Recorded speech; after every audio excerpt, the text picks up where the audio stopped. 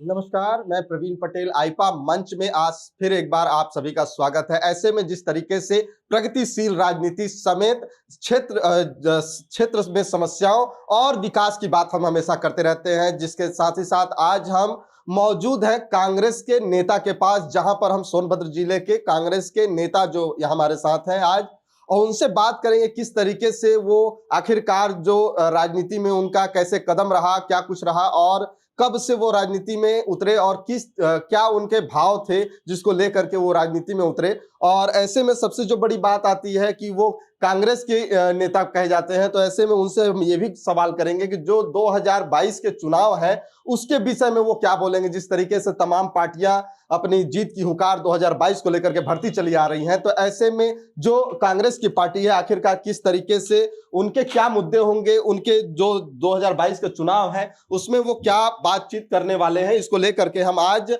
अंशु जी के पास है मौजूद है। अंशु जी, आपका बहुत बहुत स्वागत है आइपा मंच में। आशुतोष दुबे जी, और ऐसे में जिस तरीके से आप राजनीति में जब से आए हैं, क्या दौर था, कब से आपने राजनीति में आने का मुख्य कारण क्या था, किस तरीके से आप पहले पढ़ाई जीवनी चली, उसके बाद क्या कुछ था? देखिए, पहले छात्र जीवन से ही मैं यहाँ पे स्थानीय पढ़ाई में रहा, रावर्ट्सगंज सोनभद्र में। फिर उसके बाद मैं छात्र संघ की राजनीति किया मिर्ज़ापुर डिग्री कॉलेज मिनानी से। छात्र संघ का वहाँ मैं नेता रहा, जो सांस्कृतिक मंत्री रहा। उसके बाद मैं NSOI में यहाँ पर ब्लॉक स्तर पर काम किया, नगर स्तर पे काम किया। फिर यहाँ पे ज़िले की कार्यकारिणी में ज़िला अध्यक्ष रहा मैं NSOI का 2003-04 में। उसके बाद अब मैंने अपने कार्यकाल में ही दुद्धी डिग्री कॉलेज में, ओबरा डिग्री कॉलेज में, दोनों कॉलेजों में जो है हमने यहाँ पे NSOI का परचम लहरवाया था। पहली बार दुद्धी से मनोज कनौजिया को हमने जिताया था महामंत्री के रूप में। फिर उसके बाद दूसरी बार जब चुनाव हुआ था दुद्धी में मेरे कार्यकाल में, तो वहाँ से सत्यम कुमार जीते थे उपाध्यक्ष। और जब तीसरा फेस हुआ था तो उस समय हम लोगों ने वहाँ सारे सीटों पे कब्जा था NSOI का, जिसमें गोरखनाथ के रूप में वहाँ अध्यक्ष थे और सारे महामंत्री वगैरह, नीतिका निरंजली महामंत्री थी, सारी टीम मुझे अभी भी याद है जो है। और ओबरा डिग्री कॉलेज से हमने माधवी जायसवाल को जितवाया था पहली बार महामंत्री के रूप में, और दूसरी बार विष्णुकांत झा को जितवाया था। और उसके बाद कार्यकाल अपना रहा, फिर मैं लॉ वगैरह किया, फिर मैंने MBA भी कर रखा है। मतलब लॉ भी, वकालत भी आपने जो है कि पढ़ाई के बाद, राजनीति के बाद मैंने 2005 में मेरा जो है लॉ कंप्लीट हुआ। फिर मैं MBA भी किया हूँ, IB से, इंटरनेशनल बिजनेस से मेरा रहा। फिर 2012 में जब पहली बार उत्तर प्रदेश में यूथ कांग्रेस का जो मॉड्यूल आया चुनाव का, तो उसमें मैंने सहभागिता यहाँ की और ज़िले में मैं लोकसभा का उपाध्यक्ष हुआ, जिसमें 4 विधानसभाएं अपने जनपद की रहीं, दुद्धी, ओबरा, रावर्ट्सगंज, घोरावल, और एक जो है चूँकि लोकसभा का एरिया था तो चकिया भी थी। तो उसमें मेंबरशिप था जो है, बूथ वाइज मेंबर बनाने होते थे। फिर उसमें अगर कोई जाति का है या पिछड़ी का, तो सर्टिफिकेट साथ उसमें 5 मेंबर बनते थे, जिसमें महिलाओं की सीट अलग थी, SC ST अलग थी, शेड्यूल ट्राइबल अलग थी, इस तरीके से करके जो है, और पिछड़ी जाति माइनॉरिटी अलग थी। तो उसमें सर्टिफिकेट देना होता था, माइनॉरिटी में तुम्हारे ये नाम से क्लियर हो जाता था। इस हिसाब से मेंबरशिप होती थी। उस पर बूथ पे आपको, अगर आपको राष्ट्रीय अध्यक्ष बनना है तो आपको अपने बूथ पे चुनाव जीतना जरूरी है। ये मॉड्यूल था, बहुत अच्छा मॉड्यूल लेके जो है राहुल जी आए थे उस समय। तो उसमें नीचे तबके के लोगों को सबको मतलब था कि अपना जो काम करने वाले लोग उनको स्थान मिलेगा, और बखूबी मुझे स्थान मिला। मैं जिले लोकसभा का उपाध्यक्ष हुआ। फिर 2014 में फिर जब दोबारा चुनाव हुए तो फिर मैं चुनाव लड़ा, और इस बार मैं 2014 में इस जनपद के सारे कांग्रेस के लोगों का मैं बहुत शुक्रिया अदा करूंगा, बड़े भाइयों का, हमारे जो साथी रहे उनका, और जो छोटे भाई रहे उन सारे लोगों ने मतलब मेरे साथ मिलके मेरा सहयोग किया। और मैं पूरे पूर्वांचल में मुझे लगता है कि मैं शायद सिंगल ऐसा रहूँगा जो निर्विरोध मैं लोकसभा का प्रेसिडेंट हुआ यहाँ पे यूथ कांग्रेस से। मेरे अगेंस्ट कोई चुनाव नहीं लड़ा, और फिर वो लगातार चलता रहा। 17 में 18 में मैं रहा अध्यक्ष। फिर जब चुनाव मॉड्यूल खत्म हुआ तो फिर मैं जिला अध्यक्ष, मुझे मनोनयन कर दिया नीरज त्रिपाठी जी ने। फिर मैं 19 में फिर मैं जिला अध्यक्ष हो गया। तो मैं 2021 जनवरी तक मैं यूथ कांग्रेस में लगातार काम करता रहा। जो आपने यूथ कांग्रेस में लगातार, जिस तरीके से आप बता रहे हैं कि पढ़ाई लाइफ के बाद जो है कि जब वकालत वगैरह कंप्लीट हुई, उसके बाद जो है कि जब आप इस लाइन में आए, कांग्रेस से जुड़े, तो क्या कुछ इनकी नीतियों से आप प्रभावित हुए थे जिसके बाद इस पार्टी को आपने इसी पार्टी को चुना? देखिए, सबसे मूल बात यह है कि हमारी पार्टी सबको लेके चलने का काम करती है, जात विशेष पे काम नहीं करती, धर्म पे काम नहीं करती, सर्व समाज और सबको साथ लेके चलने का काम करती है। इसीलिए जो है एनएसवाई बनी छात्र संघ। बचपन से ही बच्चा जब स्कूल में जाता है, उसके बाद से छात्र राजनीति से ही लोग, आप देखिए कि बड़े-बड़े जो आज बड़े नेता आपको मिलेंगे सब जो है छात्र संगठन से निकल के राजनीति के सिस्टम में आते हैं। अशोक गहलोत जी हमारे एनएसवाई के प्रोडक्ट रहे हैं।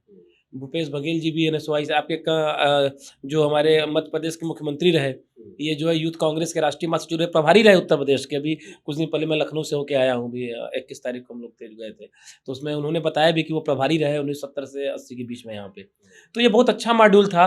दूसरा ये था कि सबको साथ लेके चलने वाली बात है। हमारा हिंदुस्तान है, यहाँ सर्वधर्म समभाव के लोग रहते हैं, हर तरह के छोटे लोग भी हैं, बड़े लोग भी हैं, हर जात के लोग हैं, तमाम भाषाएं बोली जाती हैं। तो हम हर लोग को साथ में लेकर चलने का कांग्रेस ने काम किया। कांग्रेस की विचारधारा से प्रेरित होकर मैं कांग्रेस के साथ काम करने का काम किया, और यही कारण है कि लगातार जो है लोगों का प्यार भी मिला। आप जैसे मीडिया कर्मियों को प्यार मिला, और सब लोगों ने अपने हाथों पर और आंखों पर उठाया। आज मैं कांग्रेस में आज भी हूँ लगातार। मुझे लगता है धीरे-धीरे मुझे आज 19-20 साल कांग्रेस में हो गए, जो है छात्र के समय से अभी तक जो है, और अभी कांग्रेस के नेता के रूप में यहाँ काम कर रहा हूँ।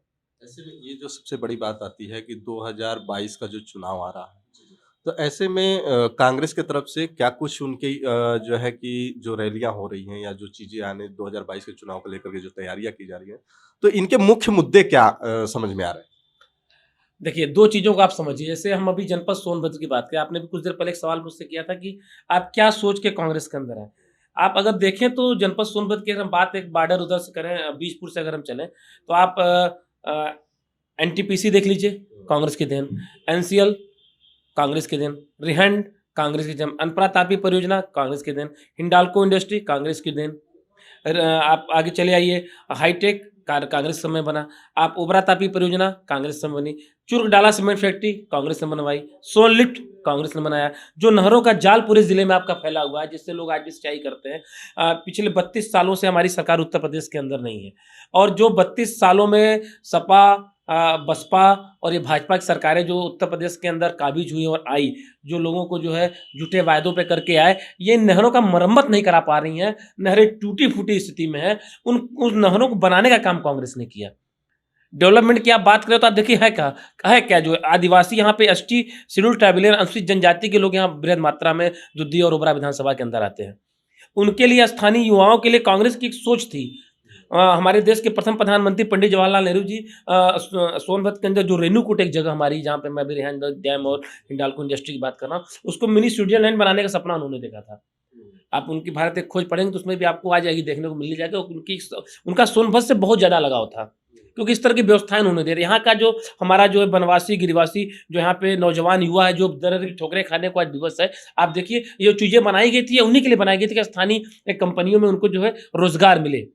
तो जिस तरीके से ये था, यहाँ पर सबसे बड़ी जो बात आ रही थी कि 2 साल तक कोरोना काल चल रहा था। कोरोना काल में यहाँ के जो स्थानीय नेता हैं और आप हैं, किस तरीके से जनता को वैक्सीनेशन चाहे हो चाहे कोविड से बचाव की बात हो, वो किस तरीके से आप लोगों ने समझाने का क्या कुछ किया था, उसको लेकर क्या?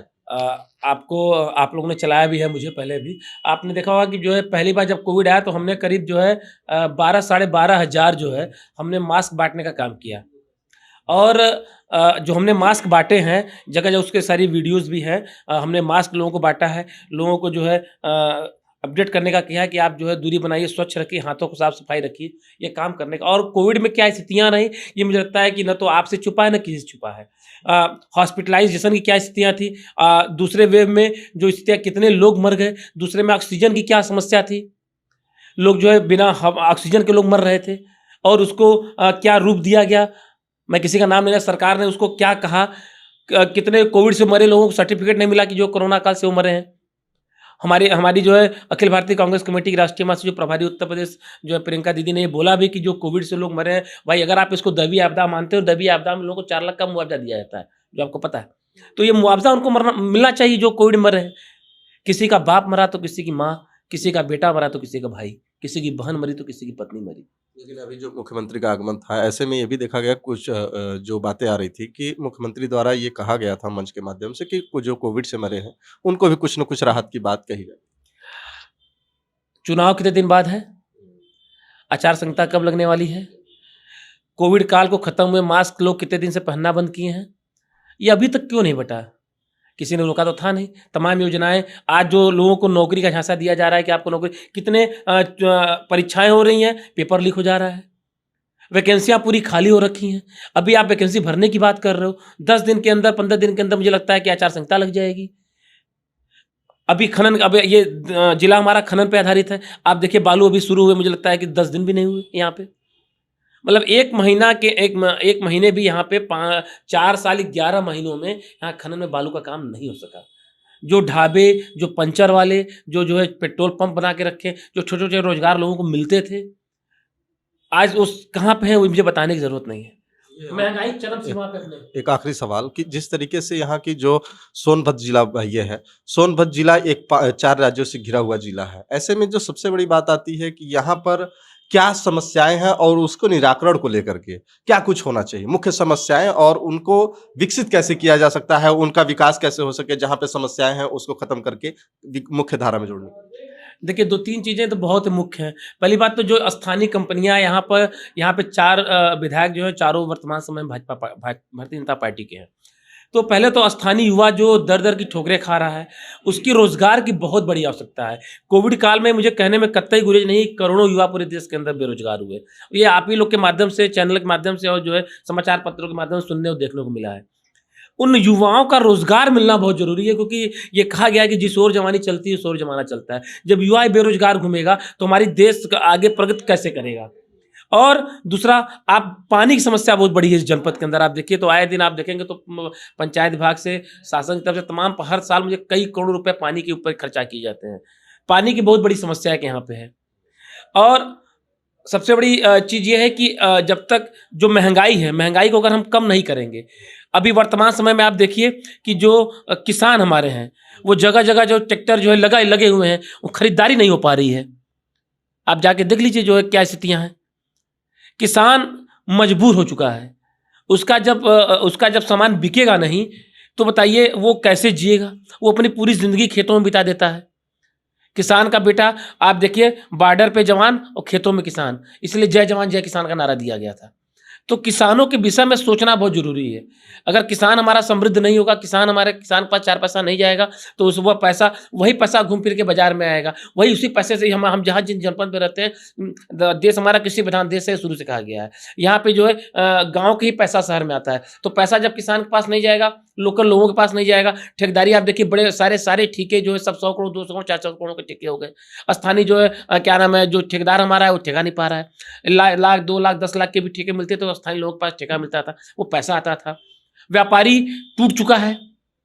तो जब स्थानीय लोगों के पास आएंगे तो वो पैसे खर्चे होंगे। लोकल बॉडी के पास जब पैसा घूम फिर के आएगा तो वो बाजार में खर्चा करेगा। तो जब वो बाजार में पैसा खर्चा करेगा तो वही पैसा व्यापारी के पास जाएगा। तो चीज़ों को तोड़ दिया गया।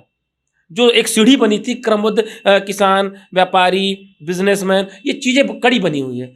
युवा, महिलाएं, एक कड़ी, एक सिस्टम बना हुआ है। जब सिस्टम को आप तोड़ देंगे, डायरेक्ट लोअर डायरेक्ट अपर कर देंगे, बीच के हिस्सों को खत्म करने का काम किया जा रहा है। और सबसे बड़ा हिस्सा जो है देश के अंदर मिडिल क्लास है।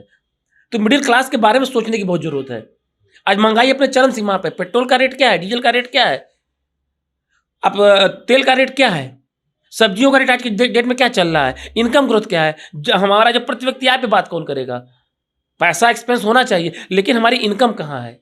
जो बालू आज के 5 साल पहले 2200 रुपये का मिलता था, वो बालू जो है आज जो है 1000 फीट हमें लगता है 22-23 हज़ार का था, आज 1000 फीट बालू नहीं जाइए आप, 70-75 हज़ार की बालू है।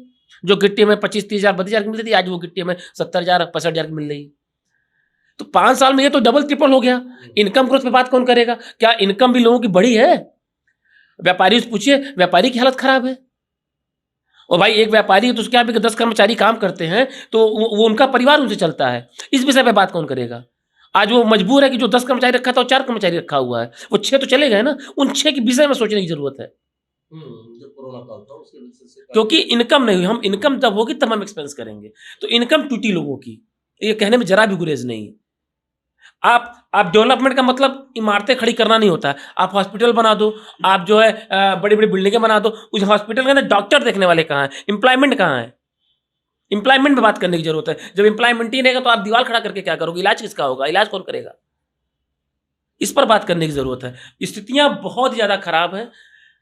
टीवी देखने से कह देने से कि देश बहुत प्रगतिशील है, हमारा बहुत ज़्यादा डेवलपमेंट है। आप जब मार्केट में निकलेंगे, प्रतिपक्ष से बात करेंगे, तो सारी चीज़ें खुद आपके सामने आ जाएँगी कि वास्तविकता में लोग खड़े कहाँ हैं और हकीकत क्या है। तो ये थे हमारे साथ कांग्रेस के नेता और जिस तरीके से ये बता रहे हैं कि जो है कि इनकी जब राजनीति स्टार्ट की है तो कहीं न कहीं पढ़ाई के समय से इन्होंने राजनीति स्टार्ट की और उसके बाद ये कांग्रेस में काफ़ी लंबे समय से आज के डेट में जो है कि ये नेता के रूप में बैठे हुए हैं।